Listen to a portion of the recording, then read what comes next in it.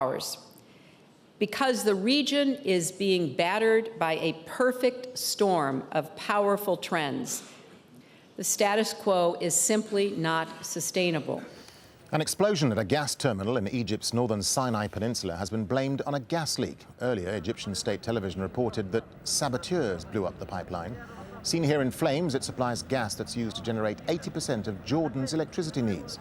The explosion has forced its closure and caused severe disruption to gas supplies into Jordan and Israel. In Tunisia, at least 2 people were killed when police opened fire on an angry crowd outside a police station in the north of the country. State media says protesters turned on police in the town of Clef when an officer allegedly slapped a woman during the demonstration. There are unconfirmed reports 2 more people died on the way to hospital. Another 17 were reported injured. The police chief has since been arrested. It's more than 3 weeks now since the fall of Tunisia's president, Zine El Abidine Ben Ali, but many opposition figures say they're still not being included in the political process, despite assurances from the interim government. Some even say they feel threatened, as Nazanin Mashiri now reports. It was a frightening moment for opposition leader Monsef Marzouki as he made his way through the streets of the capital. This footage given to Al Jazeera shows a former exile set upon by what he says are plainclothes secret police. He told me Ben Ali's security forces are still operating here freely. We got rid of the dictator, but the dictatorship is still there. I mean, the secret police is still there. The party of the dictatorship is still there. Praying for peaceful times.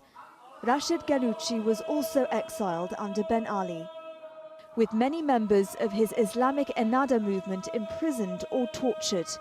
He says the new government isn't legitimate. His party and many other opposition groups have been shut out of the political process. The people must protect their revolution if they value the achievement of toppling the dictator. The blood of the martyrs is in their hands, and not all their goals have been achieved.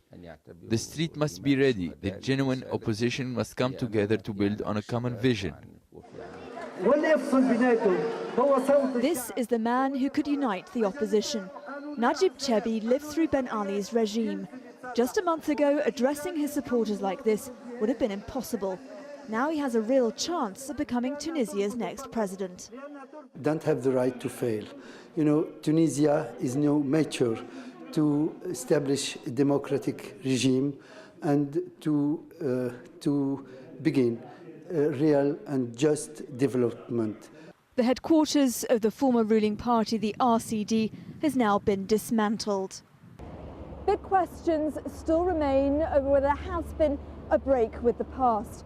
A promised investigation into corruption and human rights abuses has been criticised as slow and inefficient, and nobody knows when there's going to be a free and fair election.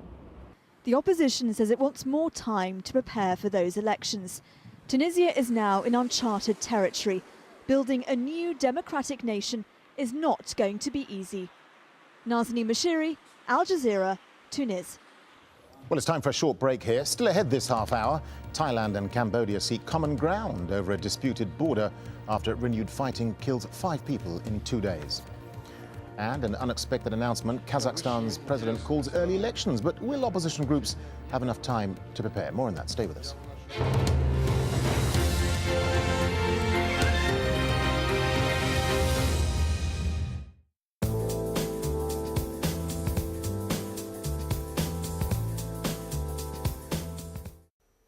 Hello again. Well, in Sri Lanka, it's still raining very, very heavily. We have had more reports of yet more flooding in the past couple of days, and you can see why. This is the storm system that's given us our torrential downpours, and it's going nowhere in a great hurry either. So over the next few days, then, it's going to stay very, very wet, particularly for the central and eastern parts. Further north, and for most of us across India, it's fine and dry and actually pretty warm at the moment, 29 there in New Delhi for Sunday. But more in the way of cloud and rain just rolling its way across the northern parts of Pakistan and into the northern parts of India, and that will also be giving us a fair amount of snow at times too. Now here in Doha, the winds are back with us as we head through the next few days, so a blustery day, dusty at times, and it won't be that warm either. A top temperature in Doha of 22, and then on Sunday night I think we'll drop all the way down to around 14 For the southern parts of Africa, here it's very unsettled, as it has been over the past couple of days. Yet more wet weather still on the cards for most of us as we head through Sunday. It does look like Cape Town should get away with a dry day there, and it will be pretty warm as well, if not hot, all the way up at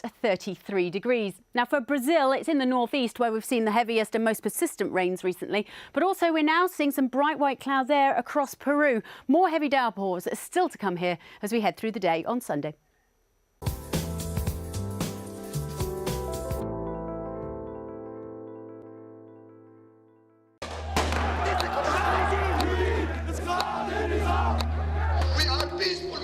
Egyptian people will be the ones who will make the change. We are mobilizing tomorrow a mass protest from Tahrir Square. If we decided to give in now, they will hunt us one by one.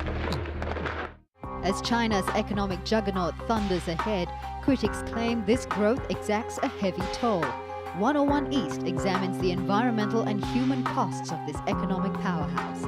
101 East at this time on Al Jazeera.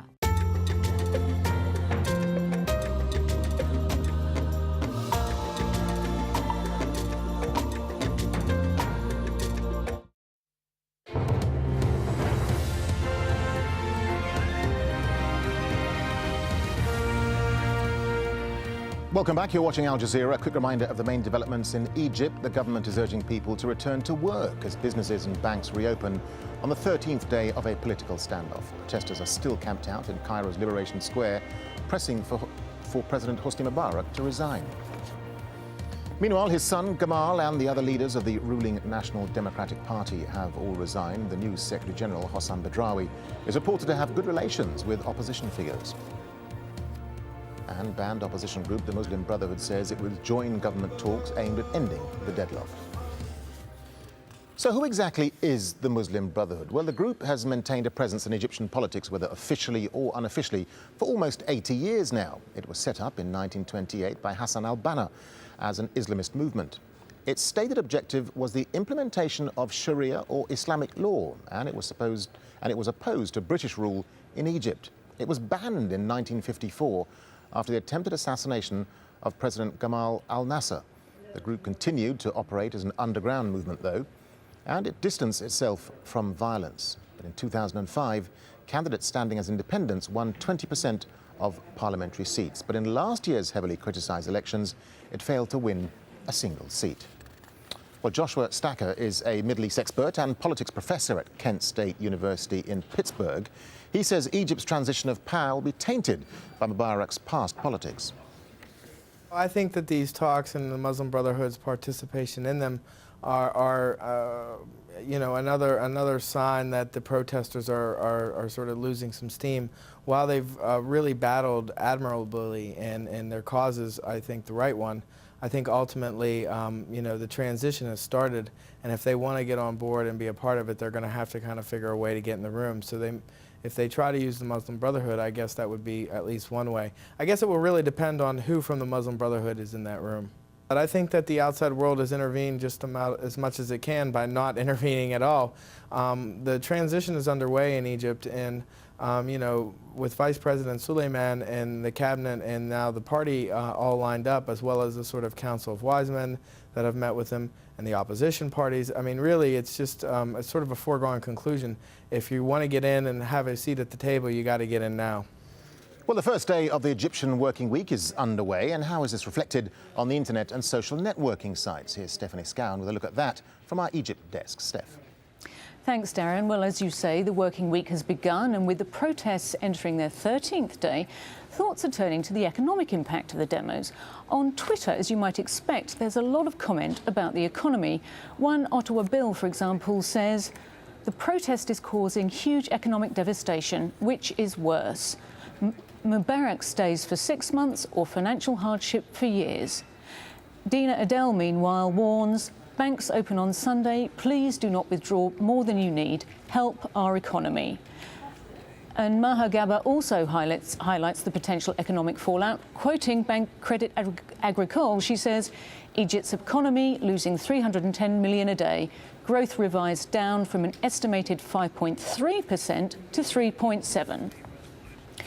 I've also come across a website trying to get 1 million signatures on a statement of solidarity calling for democratic reforms and freedoms. Next time you're online, take a look at avaz.org. The address is on your screen now. And click on the link about Egypt. You can add your name to the 600,000 plus people who have already signed the statement. Well, as banks reopen, we'll be monitoring events throughout the day in Egypt, so if you see or hear anything, we'd love to know. If you've got video or images of things taking place inside the country,